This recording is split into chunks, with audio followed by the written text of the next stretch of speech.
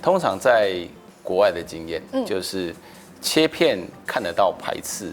的時間點早呢，還是在血液裡面驗到這個 ddcfDNA 的時間點早呢？看起來應該是血液驗到的時間會比較早，是，而且通常会提早3個月就看到血液裡面有變化。那甚至呢，近年也慢慢有一些醫學中心呢，慢慢的把常規切片給取消掉，就是我們先第一步的把關，用抽血來做把關。一旦抽血有異常，我們需要去辨別它到底是哪一种排斥，是細胞型排斥還是抗體型排斥，那這個時候我們才需要做切片。歡迎收看名醫會客室，跟我一起掌握健康大小事。我們能夠自然的呼吸，仰賴有一個健康的肺臟。可是有些民眾呢，他可能因為一些末期的肺臟的病变，導致他沒有辦法自然呼吸，這時候要仰賴肺臟移植。不過過去在台灣，大家比較常聽到的可能是腎臟移植、肝臟移植、心臟移植，肺好像比較少不過你知道嗎？台灣肺臟移植的技術現在已經非常的成熟，有些醫院的成績甚至跟一些頂尖醫療機構是一樣的。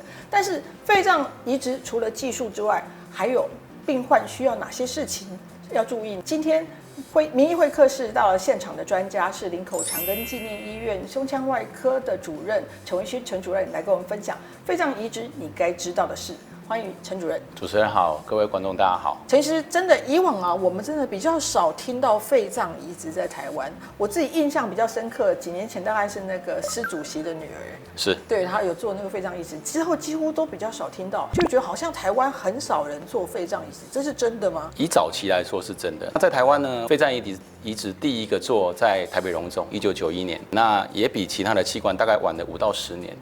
那不過往後期來說，因為每個醫院肺臟移植的，因為手術技術門檻還是比較高，那再加上台灣是一個人口比較少的國家，所以也是因為這樣，所以很多醫院沒有辦法突破那個手術的技術門檻。那一直到近年慢慢的看起來量已經慢慢在增加，從大概是20年前1年10例，到近年大概1年大概都已經超過30例肺臟移植。所以量也有增加的一個趨勢。但是不過，如果我們反過來看这個長庚這些年來的成績，就會發現，你們的成績其實非常的好，進步非常多。現在應該跟國外比，我記得這個存活應該跟國外比是幾乎是國際標準。對，我們其實也去比較過很多國外的，包括平均的存活，還有國外包括美國，像克利夫蘭那種 Top Center 的存活率。那我們的目前的存活率的確跟國外的 Top Center 一流的醫學中心看起來是很一致的。接下來這個段要問到，那什麼樣的人需要肺臟移植？那在台灣，在我們醫院比較常見的疾病別，第一個像是肺阻塞，第二個就像是肺纖維化，有人說是叫做特發性肺纖維化，那有些人叫做菜瓜布肺。那第三個像是一些血管原發性肺動脈高壓。那在我們醫院也有做一些像是支氣管擴張症，或者是塵肺症，這些都是我們在我們醫院比較常見的一些疾病別。但是您剛才提到，其實肺臟移植應該除了手術，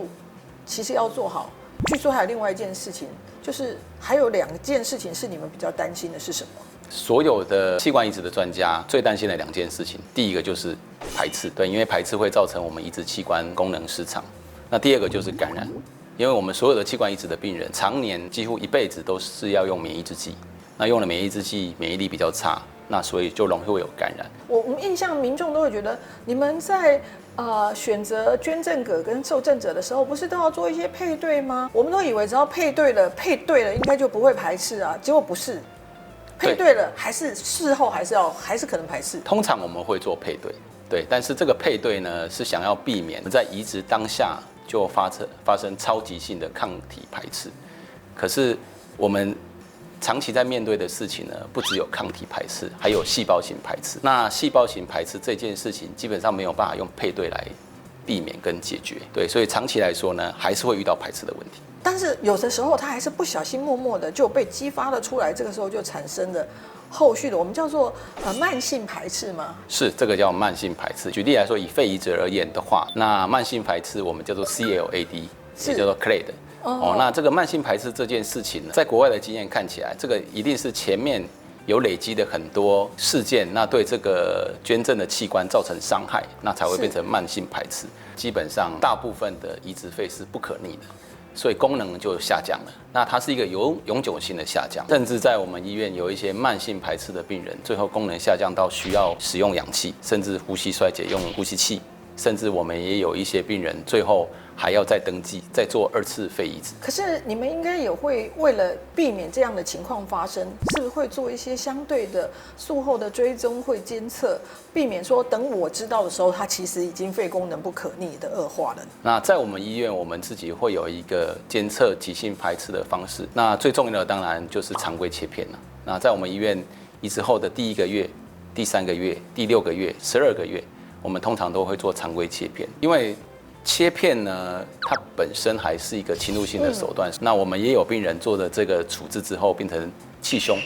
因為肺破了一個洞，變氣胸需要住院的，所以它本身是有風險的。所以在1年之後呢，通常我們就沒有做常規切片，因為這個不可能一直用這個侵入手段來做檢測嘛。所以在我們醫院1年之后，我們就是常規做肺功能檢查，那以肺功能檢查的變化來決定它這個器官呢，到底有沒有進行性的一個排斥在裡面？那我很好奇，難道病患自己沒感覺嗎？就是假設我的免疫系統正在攻擊我這個移植進來的肺臟，他不會覺得比如說呼吸不順啊，或者是走路很喘之類的嗎？基本上嚴重的排斥會有感覺，是。可是通常呢，在嚴重的排斥之前呢，病人大概已經累積了可能1、2個月的排斥的狀況，可是病人是沒有自覺的。那這個時候如果沒有及時處理，有時候就像我們剛剛一開始說的，它可能會慢慢的變成慢性排斥。所以在排斥跟感染的時候，它症狀是很像的嗎？以我們臨床醫師來說，有些病人很容易分辨，可是也有一大部分的病人非常困難分辨。移植後的排斥跟感染，有時候我們就很難去確定說到底是哪一個。那據說現在還有一些新的武器是可以協助我們在做術後監測的時候更早或更靈敏，對於這個是不是有發生免疫，是什麼樣的技術啊？它是一種叫做 donor-derived cell-free DNA， 我們簡稱 ddCF DNA。那基本上呢，我們可以想象，就是一個器官移植的病人，他有一個非他身體本來就存在的一個器官在裡面。這個器官呢，它在受傷的時候呢，它會釋放出微量的 DNA 在我們的受贈者的血液裡面去。那我們現在有一些檢驗的技術，可以知道這個ddCF DNA 它的量，我們現在大概就是抓一個1%，超過1% 呢，就表示說這個器官它應該有一個進行性的傷害。那大部分呢，可以看到是排斥。通常在國外的經驗，就是切片看得到排斥的時間點早呢，還是在血液裡面驗到這個 ddCF DNA 的時間點早呢？看起來應該是血液驗到的時間會比較早，是，而且通常會提早3個月就看到血液裡面有變化。那甚至呢，近年也慢慢有一些醫學中心呢，慢慢的把常規切片給取消掉，就是我們先第一步的把關，用抽血來做把關。一旦抽血有異常，我們需要去辨別它到底是哪一種排斥，是細胞型排斥還是抗體型排斥，那這個時候我們才需要做切片。那不知道主任有沒有患者已經開始使用這樣的監測的這樣子先進的科技？我們手上的確有個案是用這個技術，那個病人我印象很深刻啦，因為我們在常規追蹤的時候發現他的肺功能持續的下降，可是呢，我們做切片呢又找不到他有任何排斥的狀況，那於是呢，我們就做了這個 ddCF DNA。後來我們在團隊討論之後，發現原來它是抗體型排斥。抗体型排斥的治療呢，那包括我們要做血漿置換，包括我們要打免疫球蛋白。那病人接受完這樣的治療之後，發現他的整個肺功能的狀況，慢慢的就恢復到比較正常。那如果切片的時候呢，找不到排斥，那又不像感染，那我们又找不到到底是不是排斥，那這個時候呢，我想這個檢驗方法就可以幫上很大的忙。那基本上我們剛剛一開始有說，如果病人慢性排斥了，那大概肺功能不可逆的損傷，